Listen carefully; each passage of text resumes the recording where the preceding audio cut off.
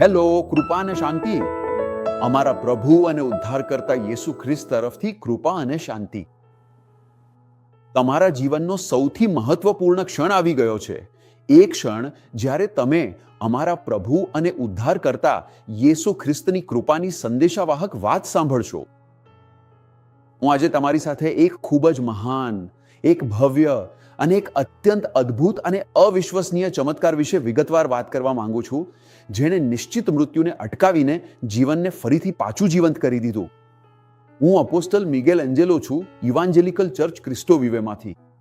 અને એ આનંદની વાત છે, એ સન્માન છે કે હું અહીં તમારી સાથે પ્રભુના નામે એક ચર્ચના સહયોગથી એકમાત્ર અને સર્વશક્તિમાન ભગવાન પ્રભુ યેસુ ખ્રિસ્ત માટે મહિમાનું કારણ બની શકું. હું તમને એ શબ્દ, એ એકમાત્ર શબ્દ, પવિત્ર શાસ્ત્રો જે સાચા છે એ જાહેર કરવા માંગુ છું. ખ્રિસ્તી ધર્મ એ એકમાત્ર સાચો ધર્મ છે. બધા બીજા ધર્મો તો માનવ દ્વારા અથવા આપણા આત્માના દુશ્મન દ્વારા બનાવવામાં આવ્યા છે. ચાલો આપણે એક ચમત્કાર વિશે વાત કરીએ. શાયદ આજના દિવસે તમને એ જ જોઈએ છે. શાયદ તમારી જિંદગી એવી સ્થિતિમાં છે કે જાણે તમે કોઈ અંધારા ટનલમાં હો. તમે જાણતા નથી કે ક્યાં જવું, ક્યાં જઈ રહ્યા છો, કે તમારી જિંદગીમાં આગળ શું થવાનું છે. તમે અનિશ્ચિતતામાં જીવી રહ્યા છો, કોઈ સુરક્ષા વિના, કોઈ આધ્યાત્મિક આધાર વિના. ચાલો આજે આપણે આ મહત્વના વિષય પર વિગતવાર વાત કરીએ.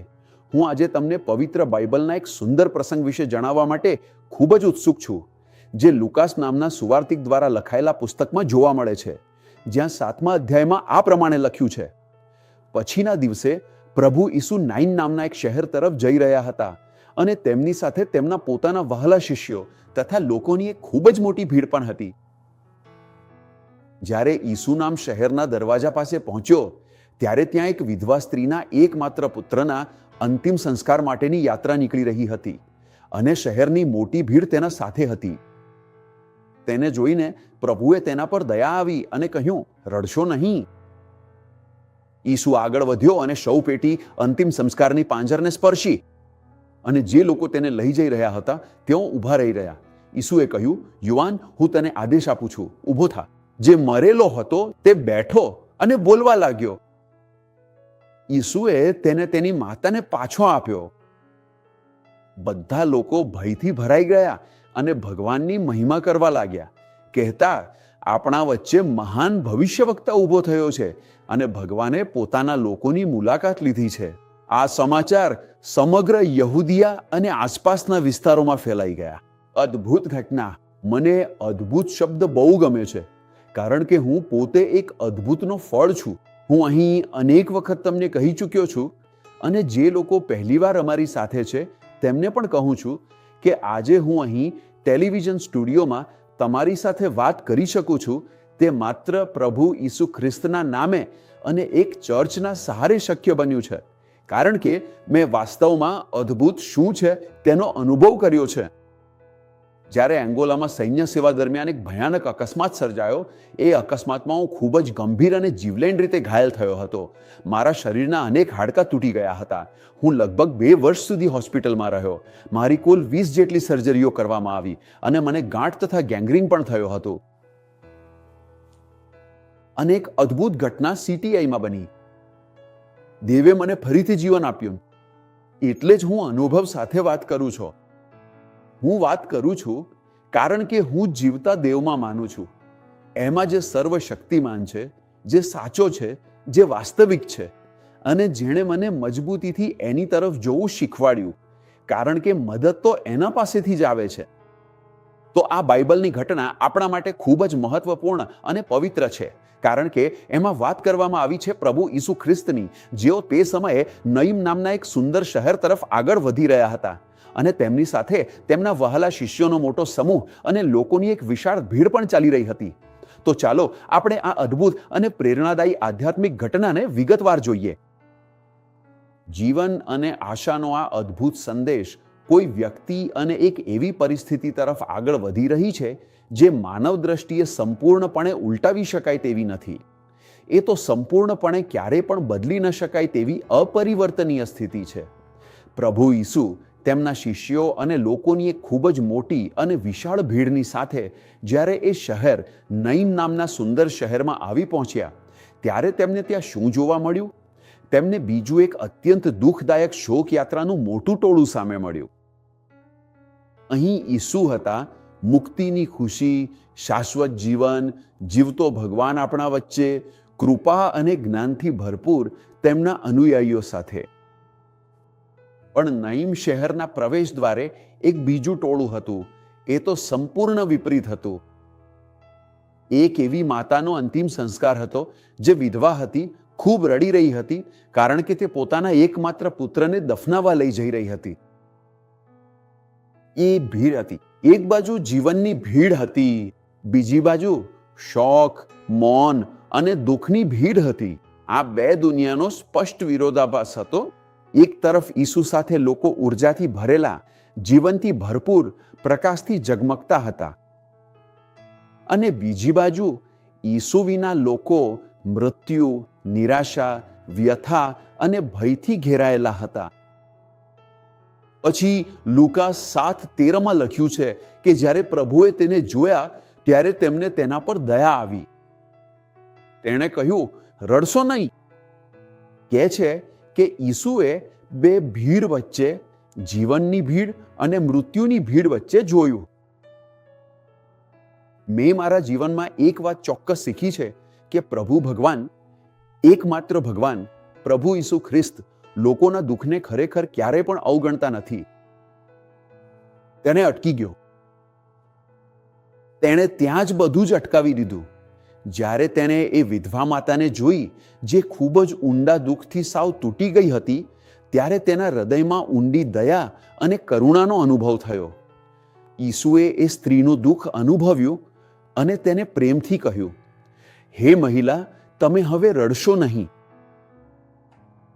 શાયદ તમે કહેશો, પણ આ તો બહુ સામાન્ય વાક્ય છે અપોસ્તલ. દરેક વ્યક્તિ જે રડે છે, ક્યાં કોઈ આવે છે અને કહે છે રડશો નહીં. પણ એ તો માત્ર શબ્દો કરતા ઘણું વધારે હતો. એ સ્ત્રી માટે આ આકાશમાંથી આવેલી આજ્ઞા હતી. એ કંઈક એવી શરૂઆત હતી જે માત્ર ભગવાન જ કરી શકે. તેને જીવનનું ચમત્કાર કહેવામાં આવે છે. જીવનનો ચમત્કાર. જુઓ કે અપોસ્તલ પૌલોસ પણ આ જ શીખવે છે. એમણે ઇફિસીઓ 2:1 કહ્યું છે. ઇફિસીઓ એ એક પત્ર છે, એ એક એપિસ્ટલ છે. એપિસ્ટલ એટલે અપોસ્તલોએ લખેલા કથો. તો એમણે ઇફિસીઓ 2 કહ્યું, તમે પાપ અને ગુનાઓમાં મરેલા હતા, ત્યારે તેણે તમને જીવન આપ્યું. મને આ શબ્દ પ્રયોગ બહુ ગમે છે, કારણ કે પૌલોએ કહ્યું કે એ આપણામાં આ ચમત્કાર કરે એ પહેલા, અને માણસનો તેમાં કોઈ ભાગ નથી, કારણ કે બાઇબલ કહે છે તમે મરેલા હતા ત્યારે તેણે તમને જીવન આપ્યું. એણે તમને જીવન આપ્યું. તેમણે તમને આ અમૂલ્ય જીવન આપ્યું છે. તેથી જ આ મારા માટે ખરેખર બહુ જ શક્તિશાળી છે, કેમ કે હું મૃત્યુના મુખની ખૂબ જ નજીક હતો. હું જાણું છું મૃત્યુ અને જીવનની સુગંધ શું છે. ભગવાને જે મારી સાથે કર્યું એ તમારી સાથે પણ કરી શકે છે. પછી યેસુએ કહ્યું, જુઓ, તમે હવામાં રહેલા શક્તિઓના રાજકુમારને અનુસરી રહ્યા હતા. તમે બીજા ક્રોધના સંતાનો જેવા હતા. અમે શક્તિઓના રાજકુમારની સેવા કરતા હતા. આ જ અમારી પ્રીવિયસલી લાઈફ હતી. જે લોકો યેસુને ઓળખતા નથી તેમના માટે દુશ્મન તેમને ગુલામ બનાવી દે છે. આ જ રીતે પ્રીવિયસલી અમારી લાઈફ હતી. અમે હવામાં રહેલા શક્તિઓના રાજકુમારની સેવા કરતા હતા. અમે બીજા ક્રોધના સંતાનો જેવા હતા, પણ એણે તમને જીવન આપ્યું. આ શબ્દ જે મારા માટે ખૂબ જ મહત્વપૂર્ણ છે, ઓછામાં ઓછો મારા માટે, એ અત્યંત શક્તિશાળી છે, કારણ કે હું જાણું છું કે બીજું પક્ષ શું છે. હું જાણું છું કે જીવન શું છે, જે દુઃખ, અનિશ્ચિતતા ભરેલું છે, જ્યાં તમને લાગે છે નહીં, હવે નહીં થાય, હવે નહીં થાય. ડોક્ટરે કહ્યું છે કે શક્ય નથી. કોઈકે ગૂગલ જોયું અને કહ્યું, ડોક્ટર ગૂગલે આ શીખવાડ્યું, તે શીખવાડ્યું. તો એ ડ્રામા જુઓ જે કદાચ તમે જીવી રહ્યા છો. આ વિધવા માતા જે ડ્રામા જીવી રહી હતી, જુઓ, રડતી, તૂટી પડેલી. કદાચ એવા બીજા પણ ઘણા બધા ખૂબ જ મજબૂત અને ઠોસ કારણો હશે, જેવી રીતે આ સ્ત્રી જીવી રહી છે, અને તમે પણ તમારા આખા જીવનભર રડતા જ રહ્યા છો. મારા સાથી મનોચિકિત્સકો કહે છે કે ક્યારેક રડવું સારું છે, કારણ કે એ આત્માને ધોઈ નાખે છે. પણ રડવું એક રાત સુધી જ ચાલે છે, પણ આનંદ અને ખુશી તો સવાર સુધીમાં ચોક્કસપણે આવી જ જાય છે. આ સ્ત્રી એ શું અપેક્ષા રાખતી હતી? કંઈ નહીં, બિલકુલ કંઈ નહીં. એ માત્ર ત્યાં ઊભી રહીને પોતાનો શોખ સ્વીકારવાની શરૂઆત કરી રહી હતી, સમજવાની કોશિશ કરી રહી હતી કે એણે એક અપૂર્ણીય ગુમાવટ અનુભવી છે, કે હવે માતા રહી નથી. હવે એ ખરેખર માફ કરો શબ્દ માટે એક પુત્રની અનાથ બની ગઈ હતી. પણ ઈસુએ કહ્યું, રડશો નહીં. જ્યારે એ કહે છે રડશો નહીં, એ માટે કે એ પાસે ઉકેલ છે, એ માટે કે સ્વર્ગ કંઈક શક્તિશાળી આદેશ આપી રહ્યું હતું. આમે વિશ્વાસ કહે છે.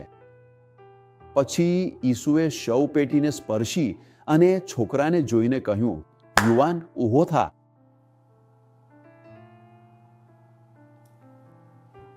અમને ખબર છે કે ઈસુએ આવું અનેક પ્રસંગોએ કર્યું છે. જ્યારે લાજરુ 4 દિવસથી મરેલો હતો અને દુર્ગંધ આવી રહી હતી, ત્યારે એણે કહ્યું, પથ્થર હટાવો. એણે કહ્યું, લાજરુ, બહાર આવો. અને એ ઊભો થઈ ગયો. ઈસુએ કહ્યું, યુવાન, ઊભો થા. કહે છે કે એ ઊભો થઈ ગયો, અને એ જ તો ભગવાન ઈચ્છે છે કે તમે પણ કરો. તેણાના આદેશથી ઈસુના નામે હું આજે કહું છું, આ ડિપ્રેશનમાંથી, આ વ્યથા, આ ડર, આ અનિશ્ચિતતા, આ અસુરક્ષામાંથી ઊભા થાઓ. આ દવાઓનો ઢગલો જે તમે જીવનને ખેંચવા માટે લેતા હો. માફ કરશો, ફરી એકવાર આ શૈક્ષણિક શબ્દ પ્રયોગ માટે. ઊભા થાઓ. ભગવાન તમને પથારીમાં બંધાઈ રહેવું નથી ઈચ્છતા. ભગવાન તમને હોસ્પિટલમાં બંધાઈ રહેવું નથી ઈચ્છતા. ભગવાન તમને જેલમાં બંધાઈ રહેવું નથી ઈચ્છતા. ભગવાન તમને એવી કઠોર ભારે દવાઓમાં બંધાઈ રહેવું નથી ઈચ્છતા, જે એક બાજુથી સારું કરે છે પણ બીજી બાજુથી નુકસાન કરે છે. એ તમને ડિપ્રેશનના આત્મામાં ખુશી વિના જકડીને બંધાઈને જોવું નથી ઈચ્છતા. એને કહ્યું, ઊભા ખાઓ. કદાચ તમે કહો, પણ અપોસ્તલ, હું એક વિધવા છું, મેં મારા પતિને ગુમાવ્યો છે, હું મારા પતિ પર ખૂબ પ્રેમ કરતી હતી, હવે મારા સાથે નથી. પણ ઈસુ કહી રહ્યા છે, ઊભા થાવ. કદાચ તમે કહો, પણ મેં મારા સંતાનને ગુમાવ્યો છે, મેં કોઈ પરિવારજનને ગુમાવ્યો છે, મેં મારી નોકરી ગુમાવી છે, મેં મારી કારકિર્દી ગુમાવી છે. સાહેબ, તમને ખબર નથી, અપોસ્ટલ, મેં 27 વર્ષ અને અડધું એક મોટી કંપનીમાં CEO તરીકે કામ કર્યું, અને અચાનક એમ કહી દીધું, બસ પૂરું. કદાચ તમે એવા પ્લાન બનાવ્યા હશે જે ક્યારેય પૂરા થયા જ નહીં. કદાચ તમે મોટા સપના જોયા હશે. કદાચ તમે માણસોમાં વિશ્વાસ કરવાનું શીખી લીધું હશે. અને જ્યારે માણસોમાં વિશ્વાસ રાખવામાં આવે છે, ત્યારે ભગવાન પર વિશ્વાસ રાખવામાં આવતો નથી. નિશ્ચિત રીતે આપણામાંથી દરેકમાં એક પ્રકારની વિશ્વાસની ભાવના હોય છે, પણ સાચો વિશ્વાસ માણસમાં નહીં, ભગવાનમાં જ હોવો જોઈએ. કદાચ તમારી જિંદગીમાં તમે કોઈ મોટો આંચકો અનુભવ્યો હશે. કદાચ તમે કોઈ મોટો ફિસલાટ પણ ખાધો હશે. આ સવારમાં તમે નિરાશ અને હારેલા છો. કદાચ તમે જીવનમાં ઘણો પૈસા કમાયો હશે અને આજે તમારી પાસે કોઈનું લાગણું પણ નથી. તમારા બાળકો હવે તમારી સાથે નથી. કદાચ તમે એકલા છો જ્યારે તમારી પાસે મોટી ફેમિલી છે. એનું વિરુદ્ધ. અને હું કહું છું, જેમ યેસુએ કહ્યું હતું, ઊભા થો, અને કહ્યું હતું કે એ મૃત બાળક ઊભું થયું અને બોલવા લાગ્યું. એ અશક્ય સ્થિતિમાંથી તેણે પુનઃ સ્થાપિત કરી અને જીવનને શક્ય બનાવ્યું. માત્ર યેસુ જે કરી શકે છે, બુદ્ધે કરી શકતા નથી.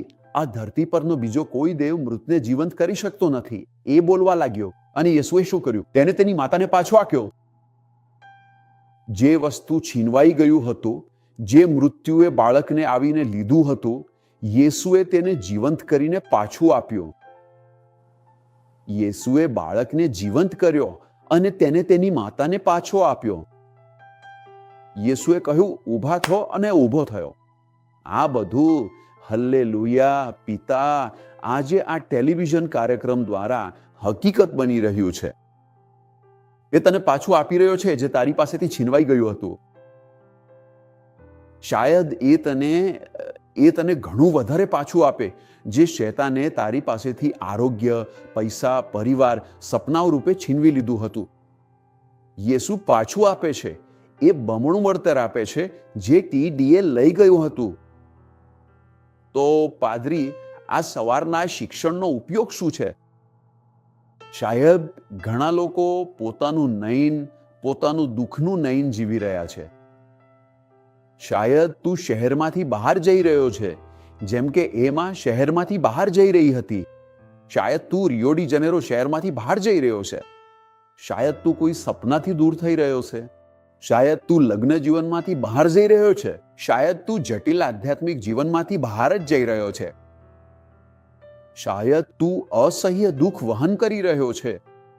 શાયદ તારે એટલું દુઃખદ નુકસાન થયું છે કે હવે તારા માટે માત્ર કબ્રસ્તાન જેવું મૌન જ બાકી રહ્યું છે. આજે તારી એક પસંદગી છે. દુઃખ અને પીડાના વચ્ચે ઘણીવાર આ પસંદગી કરવી મુશ્કેલ હોય છે. પણ હિબ્રુ સવારે 11:27 એ આપણને એક શક્તિશાળી સિદ્ધાંત શીખવાડ્યું છે. એ કહે છે કે સાચું, ચાલો હિબ્રુ સવારે 11:27 એ કહે છે, વિશ્વાસ દ્વારા તેણે મિસરને છોડ્યું, રાજાની ક્રોધથી ડર્યો નહીં, પણ જે અદ્રશ્યને જુએ છે તેની સાથે અડગ રહ્યો. મૂસાએ આપણને આ સિદ્ધાંત શીખવાડ્યો. આપણે ગયા રવિવારે આ વિષય પર વાત કરી હતી. સાચો વિશ્વાસ અદ્રશ્યને જીતે છે, અશક્યમાં માને છે, મુશ્કેલીઓ અને દુશ્મન સામે અડગ રહે છે. ઈસુ આજે તારી જિંદગીમાં પ્રવેશી રહ્યો છે. એણે તારું દુઃખ જોઈ લીધું છે. એણે તારો દુઃખ અનુભવ્યો છે અને હવે કાર્ય કરી રહ્યો છે.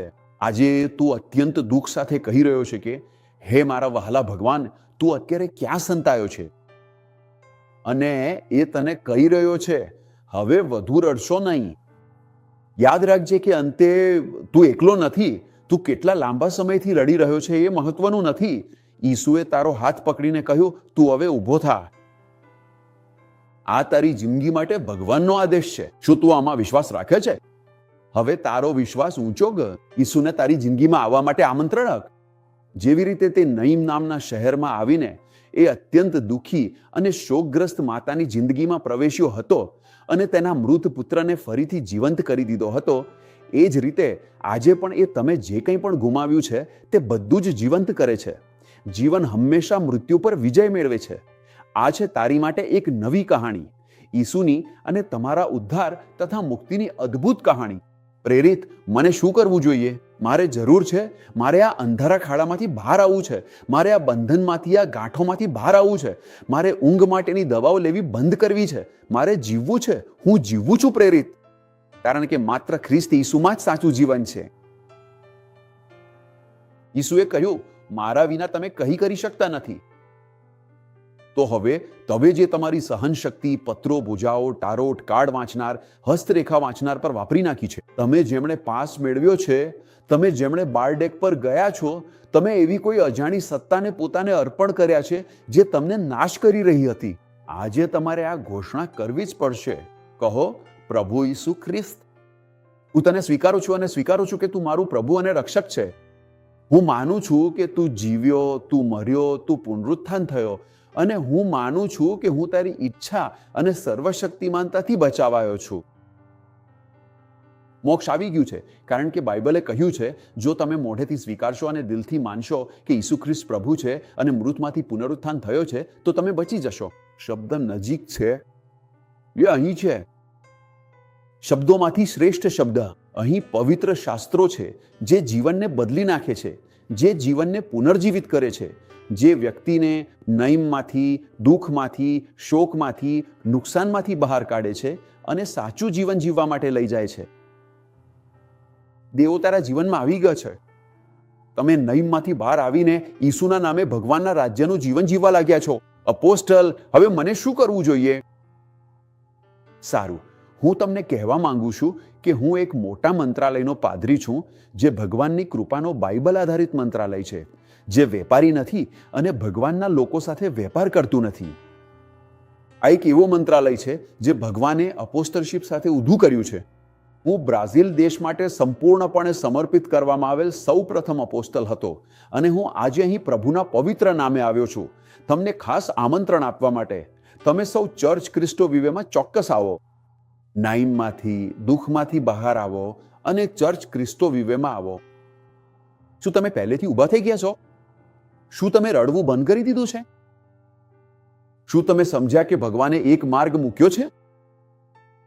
શું તમે સમજ્યા કે એની વાતો અમારી વાતોથી ઘણી મોટી, ઘણી ઊંચી છે?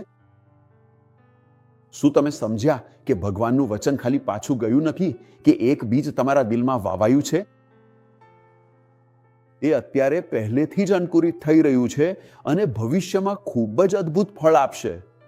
આ ખાસ વચન સરકારના કોઈ પણ વિભાગમાં કામ કરતા વ્યક્તિ માટે છે, અથવા કોઈ મોટી કોર્પોરેટ કંપનીના વ્યક્તિ માટે છે, તેમજ રમતગમત કે સંગીત જેવા ક્ષેત્રના કોઈ પણ વ્યક્તિ માટે છે.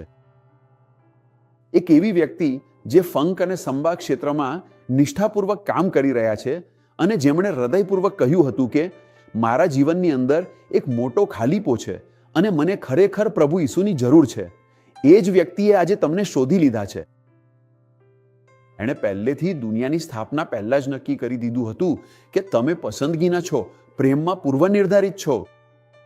કદાચ તમે આખી જિંદગી એ વિચારીને વિતાવી હશે કે જિંદગી ક્યારેય પૂરી નહીં થાય છે ને. મોટા ભાગના લોકો એ રીતે જીવે છે જાણે તેઓ ક્યારે મરવાના જ નથી, અને કેટલાક તો એમના જીવ્યા વિના જ મરી જાય છે. પણ હવે જિંદગી આવી ગઈ છે. ઉઠો, ઊભા રહો અને ઈસુ ખ્રિસ્ત સાથે તેજસ્વી બનો. આમેન. આદર માટે ખૂબ ખૂબ આભાર, અને મને તમારો પાદરી બનવાની પણ તક આપવા બદલ આભાર. જે લોકો માત્ર દૂરથી જ જુએ છે, આપણા મંદિરમાંથી દૂર અન્ય જગ્યાએ છે, તેમનો પણ ખૂબ આભાર. મારું સ્નેહ, મારી પ્રાર્થના આપણા પ્રભુ ઈસુ ખ્રિસ્તની કૃપા, ભગવાનનો પ્રેમ અને પવિત્ર આત્માની મીઠી શાંતિ તારી જિંદગી માટે.